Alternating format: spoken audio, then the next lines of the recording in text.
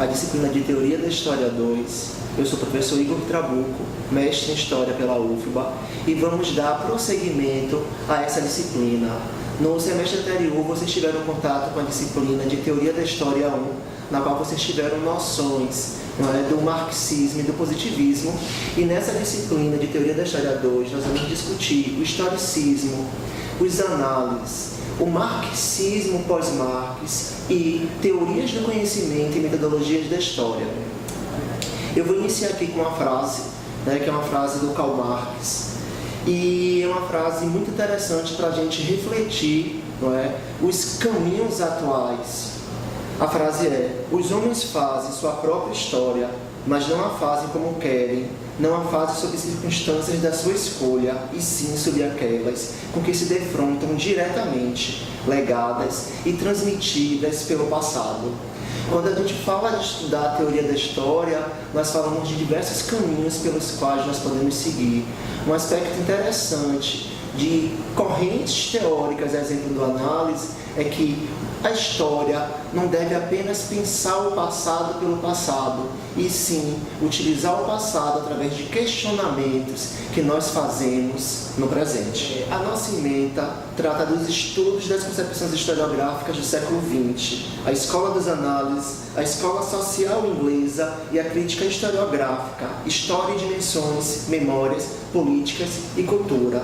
Então, a partir da ementa, nós vamos discutir, sobretudo, aí, a escola das análises, a influência que a escola das análises teve durante as suas 3 fases, as heranças do marxismo, ou as heranças de Marx, sobretudo a escola inglesa, e também o autor dá um toque acerca do historicismo, uma importante corrente historiográfica. Enquanto objetivos da disciplina de Teoria da História 2, nós temos que compreender a importância da teoria, suas correntes, escolas ou movimentos, para o estudo da história, tanto na pesquisa quanto no ensino, analisar as correntes teóricas do historicismo, análise e influências do marxismo, e relacionar teorias da história a teorias do conhecimento, como a filosofia da ciência e campos de pesquisa, a exemplo da história comparada e biográfica. A disciplina está dividida em 3 blocos. No primeiro bloco, nós vamos trabalhar o historicismo, a escola dos análises e as correntes influenciadas pelo marxismo. No segundo bloco, as teorias do conhecimento, história e ciência, história e verdade e métodos da história. E no terceiro bloco, os campos de pesquisa da história, a história política, história comparada, história das ideias, história biográfica. Enquanto materiais de estudo, enquanto referências, vocês têm um acervo riquíssimo. A disciplina de Teoria da História é uma disciplina bastante densa. Sabemos que esse momento vai ser um momento de contato com as teorias, contato com técnicas, contato com métodos. Agora, é importante que vocês aprofundem essa disciplina ao longo não só do curso de vocês, mas ao longo da experiência de vocês como professores.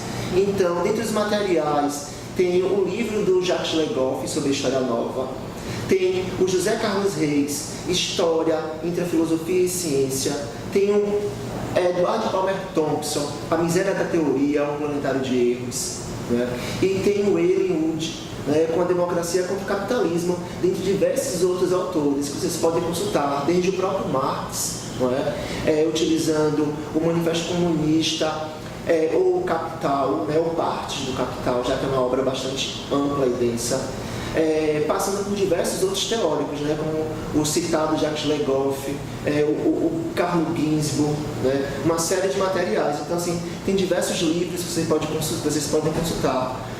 Tem 2 bastante interessantes, que um é Os Métodos da História, do Ciro Cardoso, e o outro aqui é A Nova História Cultural, da Lynn Hunt.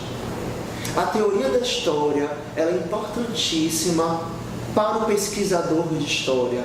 Através da teoria da história é que nós fundamentamos a nossa pesquisa. Não existe um trabalho de fontes e um trabalho metodológico sem uma boa discussão teórica. É como se a teoria ela servisse enquanto cola no uso das nossas fontes. Para além de tudo também, a escolha teórica ela se reflete no professor em sala de aula. Né? O professor em sala de aula, na qual tem uma teoria formulada, teorias formuladas, a teoria de construção, é um professor atento à realidade para a qual ele trabalha. E também uma escolha teórica reflete opções políticas. Né? A teoria, ela fundamenta o nosso pensar, ela constrói o nosso pensar. E não existe historiador ou historiadores sem uma postura política, sem uma postura teórica política, por mais que ele negue. Então fica aí essa reflexão, né? Porque a teoria da história traz muitas reflexões, traz muitas reconstruções, desconstruções. Obrigado.